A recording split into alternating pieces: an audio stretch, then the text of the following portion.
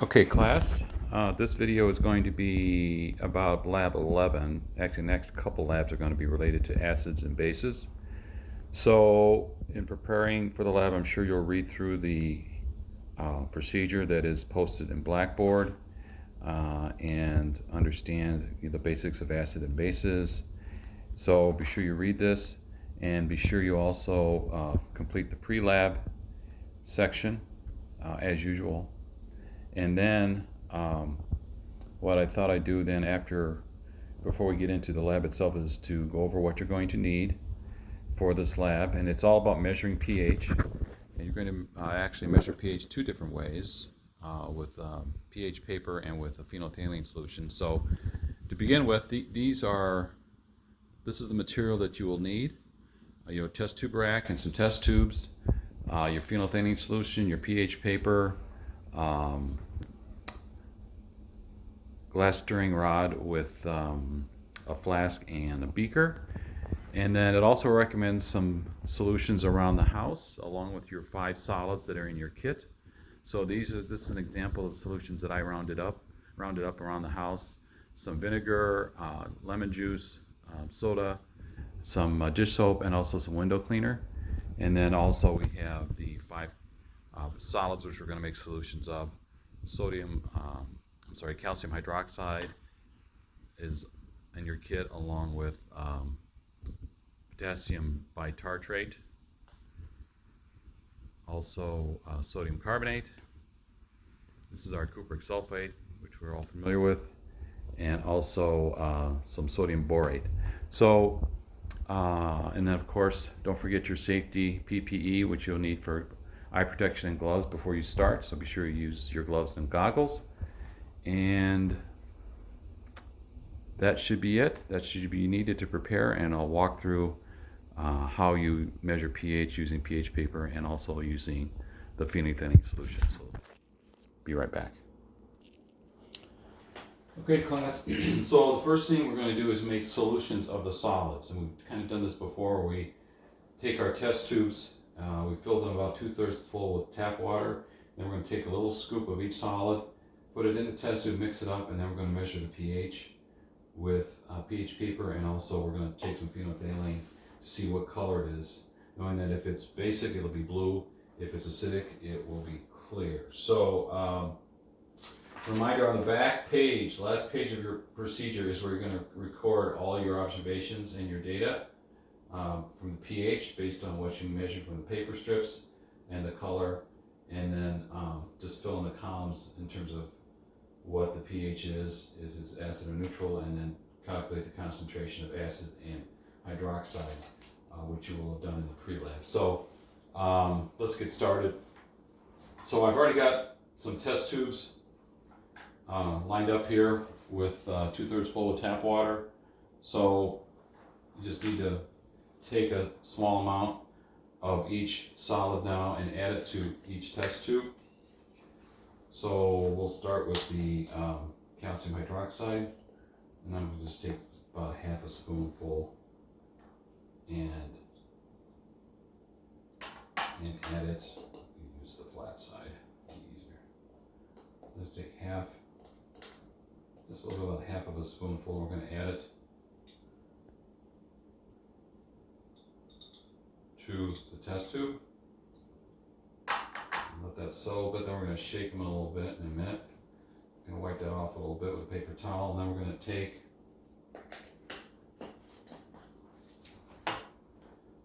some potassium bitartrate,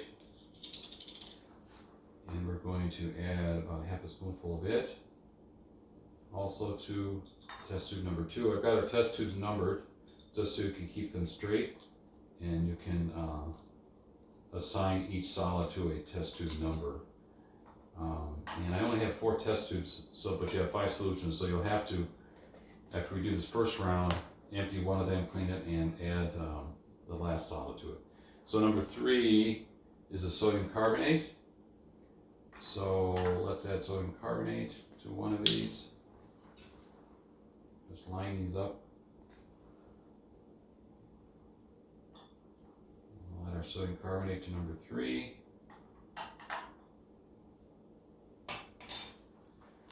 for our fourth one, our fourth test tube, if I had 5, I'd use 5, but I only have 4 test tubes, so we'll do 4 at a time. This is the cupric sulfate, and we know that this is going to take a while to dissolve just because of the limited solubility of copper sulfate. But we know when it starts to dissolve, when it starts to turn blue. So let's just put a little bit extra in this one, a little bit more of the smaller pellets, so we get a good solution of copper sulfate.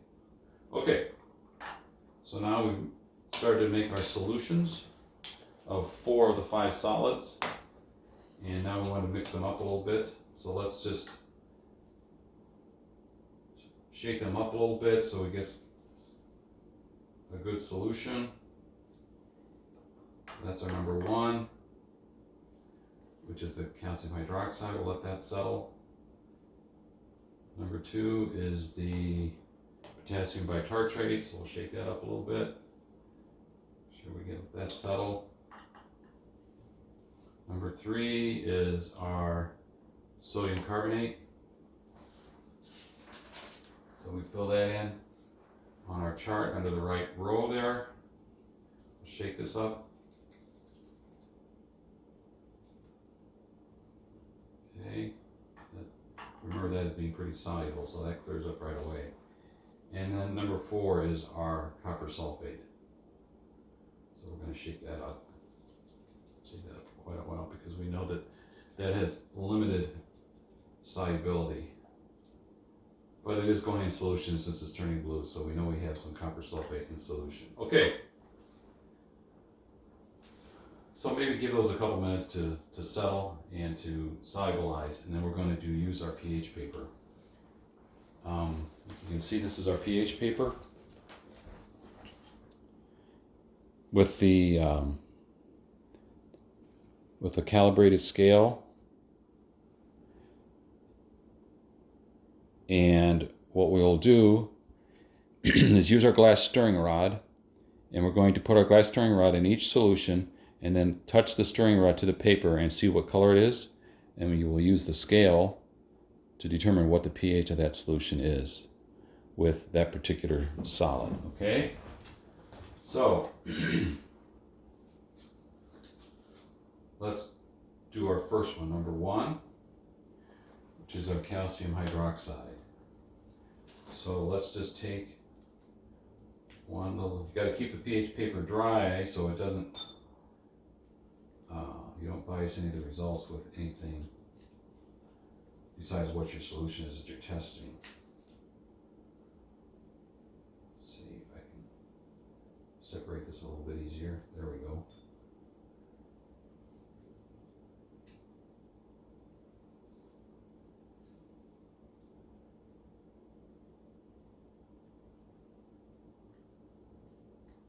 So I think it'll be easier without gloves if you separate the pH paper strips before you put your gloves on.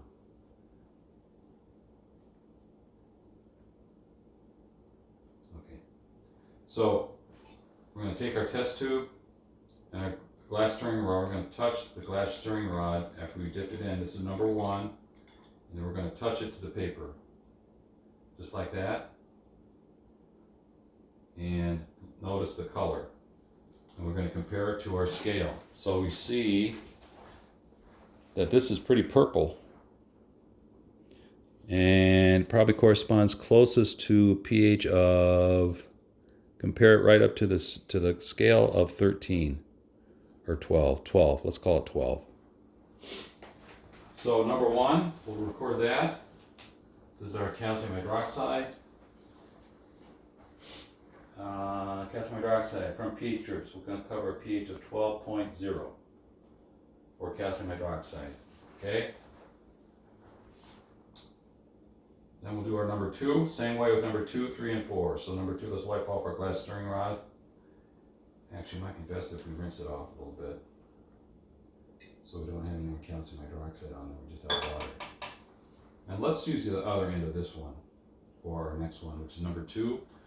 Number 2 is the potassium bitartrate. So we're going to dip our glass stirring rod into there. We're going to touch our pH paper. And we see that it's not purple, that's for sure. And if we our scale for this one, we see that it's probably about a pH of 5 based on our pH paper. Okay, so then we'll record for potassium bitartrate was our number 2. We're going to give that a pH of 5.0 and record that. And also color of solution, that's after phenolphthalein. So after we had the phenolphthalein, we got to record the color of the solution. Okay, so then we'll do our number 3. Rinse our glass turner off a little bit, or wipe it off, whatever you prefer. Be sure you don't contaminate it. We're going to take another piece of pH paper, and we're going to do our number 3. Stir it up, and then touch our pH paper with number 3, which is the sodium carbonate. Okay, and we see that it's looking pretty purple, kind of like the first one with the calcium hydroxide. So we'll look at our scale here for sodium carbonate, and it looks like it's going to be, I'll call it 13. Okay, so that was sodium carbonate, and it's going to be 13.0.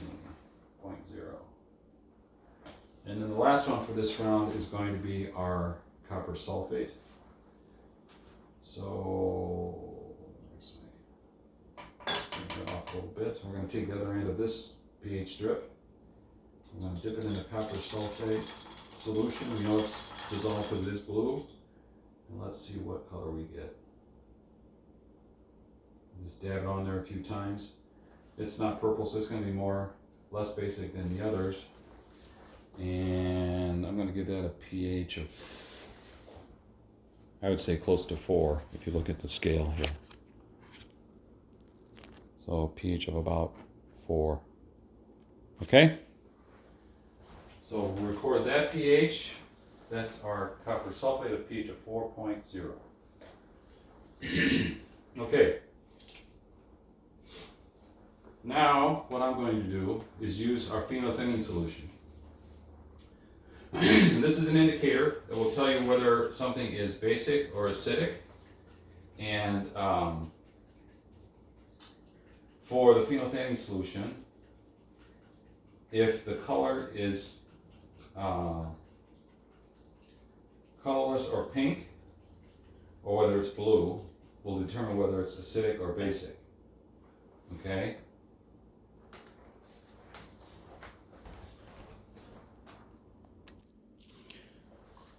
Okay, class, so back to our phenolphthalein test. So phenolphthalein is going to turn pink in basic solutions.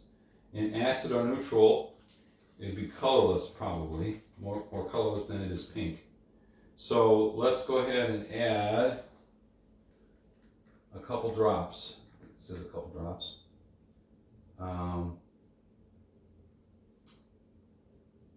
Add 2 drops of phenolphthalein solution. Now it might be a little difficult for solutions that are colored like the copper sulfate.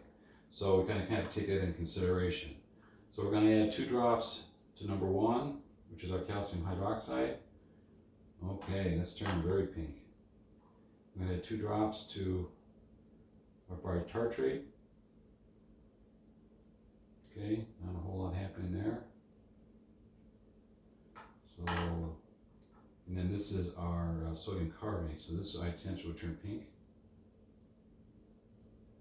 Okay, and then this is a little more difficult with the copper. But let's see if we see any changes. Okay, looks like at the top where it first touched, it is turning a little bit clear. And it's not pink, that's for sure. Okay, so let's just take our string rod. Well, I guess we could shake it up a little bit. So this is number 1. We're going to turn it upside down and see the color after adding phenolphthalein. This is the potassium bitartrate. This is the calcium hydroxide.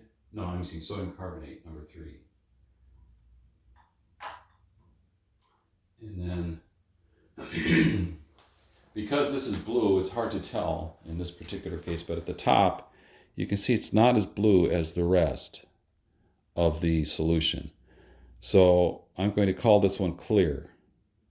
Definitely not pink, so it's going to be more on the neutral to acidic side for the copper sulfate. So let's record this in our data. So number 1, color of solution after adding phenolphthalein. So calcium hydroxide was pink. Copper sulfate was colorless, I'm going to say. Sodium carbonate was pink. And the potassium bitartrate was also colorless. Okay? So you can fill it in whether you think it's acidic, basic, or neutral. And knowing that pink is basic, acids are neutral or acidic. Okay, so just wanted to go through that example with 4 solids. The rest of the experiment, you'll do the last solid, you'll rinse this off, all this down the sink, wash it over, and you start over. And you will do the last solid, which is sodium borate, add a half a scoopful in a test tube. Then take small amounts of each liquid in household liquids that you have here. So pour a little bit into a beaker, and I would add maybe about half to the test tubes. You won't need a whole lot because they're not going to dilute them. So add a little bit of each liquid to a test tube. Run the litmus pH paper test, record the pH, and then add a drop of phenolphthalein to each one, and record the color, just like we did for the first 4 solids. And then you're going to fill in your chart with your household liquids that you used and fill in the data. So hopefully this makes sense and it's useful, and you'll understand how easy it is to measure pH using the pH paper method with the scale, and also using an indicator like phenolphthalein, which turns pink when it's basic and is neutral to not pink when it's, colorless to not pink when it's neutral or acidic. Well, of course, we'll also go over this in class. In case there's any questions, you can let me know. Hope that helps, and we'll talk in class.